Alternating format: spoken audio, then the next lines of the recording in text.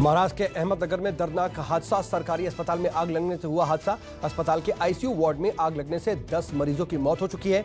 कई लोग गंभीर रूप से घायल हैं। आईसीयू में 17 मरीज भर्ती थे। हादसे में घायलों को पास के अस्पताल में भर्ती करवाया गया। बताया जा रहा है कि ये लोग अस्पताल के कोरोना वार्ड में भर्ती थे। महाराष्ट्र सरकार के मंत्री नवाब मलिक आग लगने की घटना को गंभीर बताते नजर आए। मलिक ने जांच के दोषी पाए जाने वाले के खिलाफ कार्रवाई की बात कही। साथ ही कहा कि अस्पताल का फायर ऑडिट हुआ था या नहीं, उसकी भी जांच होगी। महाराष्ट्र सरकार ने मृतकों के परिवार वालों को 5-5 लाख रुपए मुआवजे का ऐलान किया है। स्पष्ट आदेश था कि सभी अस्पतालों का फायर ऑडिट किया जाए, इसकी जांच बैठाई जाएगी कि इस अस्पताल का फायर ऑडिट किया गया था कि नहीं। निश्चित रूप से जांच होगी और जांच में जो दोषी होगा उन पर कार्रवाई की जाएगी। महाराष्ट्र के अहमदनगर की घटना पर पीएम मोदी और गृह मंत्री अमित शाह ने शोक जताया। शाह ने घटना को हृदय विदारक बताते हुए कहा है कि मेरी संवेदनाएं पीड़ित परिवारों के साथ है। शाह ने घायलों के शीघ्र स्वस्थ होने की भी कामना की। हादसे पर शोक जताते हुए महाराष्ट्र बीजेपी के नेता प्रतिपक्ष देवेंद्र फडणवीस ने भी घटना की जांच की मांग की और जिम्मेदार लोगों के खिलाफ सख्त कार्रवाई की बात कही है। यूपी में चुनाव से पहले सियासी दलों के बीच जुबानी जंग तेज हो गई है।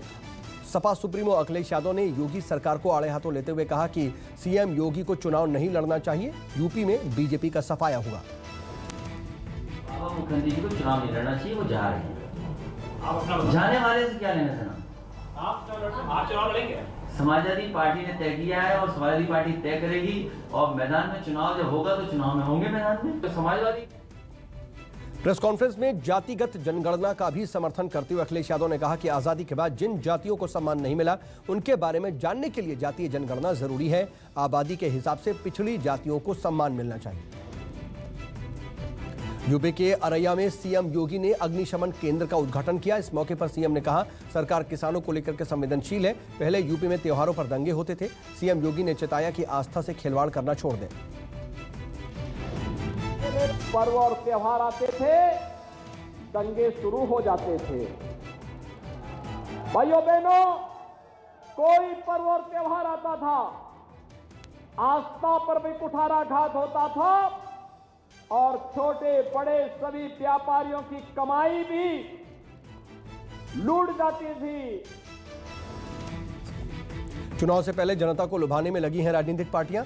योगी सरकार का एक और बड़ा ऐलान, नवंबर तक बच्चों को स्मार्टफोन टैबलेट देने की बात कही यूपी सरकार ने। दिल्ली में बीजेपी की राष्ट्रीय कार्य समिति की बैठक टली। कल होगी कार्य समिति की मीटिंग। बताया जा रहा है कि पीएम मोदी भी मीटिंग में शामिल होंगे। 5 राज्यों में होने वाले चुनाव पर होगा मंथन। एनडीएमसी कन्वेंशन सेंटर में बैठक होगी। मनी लॉन्ड्रिंग मामले में गिरफ्तार महाराष्ट्र के पूर्व गृहमंत्री अनिल देशमुख को 14 दिन की न्यायिक हिरासत में भेज दिया गया है जेल। हॉलिडे कोर्ट ने सुनाया फैसला। कोर्ट ने 2 नवंबर को देशमुख को ईडी की हिरासत में भेजा था। आज देशमुख की ईडी की हिरासत खत्म हो रही थी। महाराष्ट्र के पूर्व गृहमंत्री अनिल देशमुख के बेटे ऋषिकेश देशमुख ने सेशन कोर्ट का रुख किया। ऋषिकेश ने गिरफ्तारी से बचने के लिए एंटीसिपेटरी बेल के लिए याचिका दाखिल की। ईडी ने ऋषिकेश को समन करके पूछताछ के लिए बुलाया था, लेकिन हाजिर नहीं हुए थे ऋषिकेश। ड्रग्स केस में बीजेपी नेता मोहित कंबोज का बड़ा दावा। कहा अनिल देशमुख के बेटे का करीबी सुनील पाटिल ड्रग्स रैकेट का मास्टरमाइंड। मोहित कंबोज ने कहा सुनील पाटिल का एनसीपी नेताओं से संबंध है। सुनील से संबंधों पर जवाब दें नवाब मलिक। एनसीबी के DDG Sanjay Singh drugs case की जांच के लिए मुंबई पहुंचे। वानखेड़े को हटाए जाने के बाद मामले की जांच एनसीबी के डीडीजी संजय सिंह को सौंपी गई है। समीर वानखेड़े पर 8 करोड़ रुपए की रिश्वत का आरोप है। पेट्रोल डीजल के घटाए गए दाम पर तेज हुई सियासत। बीजेपी बोली कांग्रेस अपने राज्यों में क्यों नहीं घटा रही वैट। विपक्ष ने केंद्र के फैसले को बताया लॉलीपॉप। राहुल गांधी ने एक बार फिर महंगाई पर सरकार को घेरा। कहा विकास के जुमलों से कोसों दूर, लाखों परिवार चूल्हा फूंकने के लिए मजबूर। मोदी जी के विकास की गाड़ी रिवर्स गियर में है और ब्रेक भी फेल है। महंगाई से सरकार ने जनता की कमर तोड़ दी है। पेट्रोल डीजल पर वैट कम करने के सवाल पर बोले दिल्ली के डिप्टी सीएम मनीष सिसोदिया। केंद्र ने एक्साइज ड्यूटी कम की है, कुछ राज्यों ने भी कम की है वैट। हम भी एग्जामिन कर रहे हैं, लेकिन पिछले कुछ सालों में केंद्र सरकार ने 15 रुपए से 34 रुपए तक एक्साइज ड्यूटी बढ़ाई थी। सिसोदिया ने कहा कि पेट्रोल और डीजल पर कम से कम 15 रुपए एक्साइज ड्यूटी तो केंद्र सरकार घटाए। एक्साइज ड्यूटी कम की है, हम भी इसको एग्जामिन कर रहे हैं।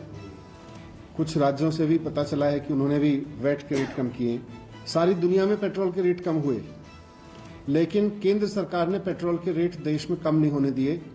जितने जितने रेट कम होते रहे, सेंट्रल गवर्नमेंट अपनी एक्साइज ड्यूटी बढ़ाती। छठ पूजा के लिए केजरीवाल सरकार ने बड़ा ऐलान किया। कहा दिल्ली में छठ पूजा पर सार्वजनिक अवकाश रहेगा। केजरीवाल ने कहा कि छठ पूजा के आयोजन में बाधा डालना सही नहीं, तरक्की के लिए सबको मिलकर के पूजा करनी चाहिए। दिल्ली में अब फ्री राशन पर गरमाई सियासत। दिल्ली के सीएम अरविंद केजरीवाल बोले महंगाई से जनता बेहाल, 6 महीने और बढ़ाई जाए स्कीम। बता दें कि केंद्र सरकार 30 नवंबर से प्रधानमंत्री गरीब कल्याण अन्न योजना बंद करने का ऐलान कर चुकी है। जहरीली शराब से हुई 41 लोगों की मौत के बाद जागी बिहार सरकार। अब तक 19 लोगों की गिरफ्तारी की गई।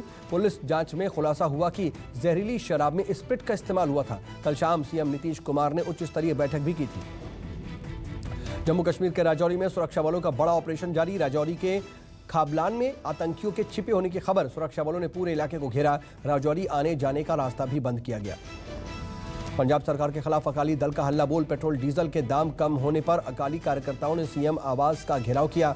अकाली दल के कार्यकर्ताओं को काबू करने के लिए पुलिस ने लाठीचार्ज किया। मची भगदड़।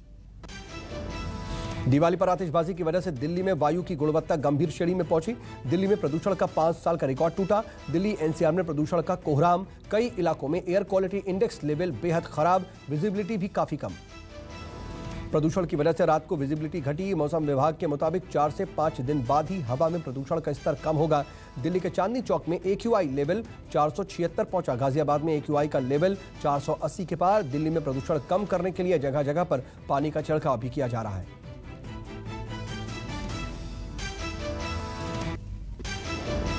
यमुना एक्सप्रेसवे पर विजिबिलिटी बेहद कम। चालक गाड़ियों की लाइट जला करके चलने को मजबूर। धुंध की वजह से लोगों को हो रही है सांस लेने में दिक्कतें। आंखों में जलन और पानी गिरने जैसी समस्याएं भी लोगों को फेस करनी पड़ रही हैं।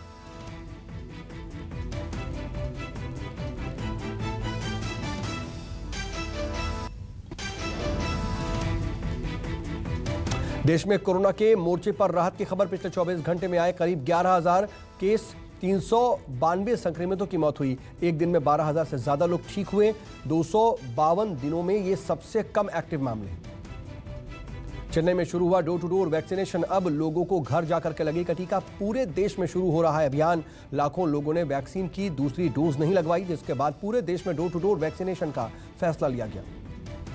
भैया दूज के मौके पर शीतकाल के लिए बंद हुए केदारनाथ धाम के कपाट।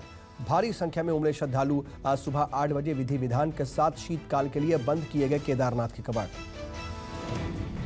वडोदरा में कलाकारों ने बनाई शानदार रंगोली। 3 दिनों में कलाकारों ने अलग अलग तरह की रंगोली बनाई। रंगोली में नीरज चोपड़ा के साथ ही कई महापुरुषों को भी दर्शाया गया। रंगोली लोगों के लिए आकर्षण का केंद्र बनी।